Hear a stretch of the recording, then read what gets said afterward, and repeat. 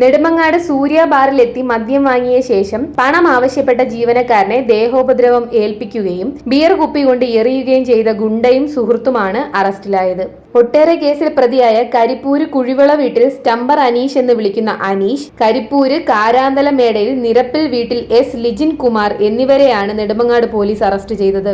24-ന് രാത്രി 10 മണിയോടെ അനീഷും ലിജിനും ചേർന്ന് ബാറിലെത്തുകയും കൗണ്ടറിലെ ജീവനക്കാരൻ ആനാട് സ്വദേശി ജെ വിജയകുമാറിനോട് മദ്യം ആവശ്യപ്പെടുകയും ചെയ്തതായി പോലീസ് പറഞ്ഞു. 2 ഗ്ലാസുകളിൽ മദ്യം നൽകിയതിന് പിന്നാലെ ബില്ലായി 150 രൂപ ജീവനക്കാരൻ ഇവരോട് ആവശ്യപ്പെട്ടു. പണം ചോദിച്ചതിനെ തുടർന്ന് ഇവർ വിജയകുമാറിനെ ദേഹോപദ്രവം ഏൽപ്പിക്കുകയും തുടർന്ന് കൗണ്ടറിൽ ഉണ്ടായിരുന്ന ബിയർ കുപ്പിയെടുത്ത് ജീവനക്കാരന്റെ തലയിൽ എറിയുകയും ചെയ്തതായി പോലീസ് പറഞ്ഞു. ബാറിലെ മറ്റ് ജീവനക്കാർ ഓടിയെത്തിയതോടെ അനീഷും ലിജിനും സ്ഥലം വിട്ടു. കാപ്പ നിയമപ്രകാരം ജുഡീഷ്യൽ കസ്റ്റഡിയിലായിരുന്ന അനീഷ് കഴിഞ്ഞ 22-നാണ് ജയിലിൽ നിന്ന് പുറത്തിറങ്ങിയത്. ഇയാൾക്ക് നെടുമങ്ങാട് സ്റ്റേഷനിൽ 27 കേസ് നിലവിലുണ്ട്. കോടതിയിൽ ഹാജരാക്കിയ പ്രതികളെ റിമാൻഡ് ചെയ്തു.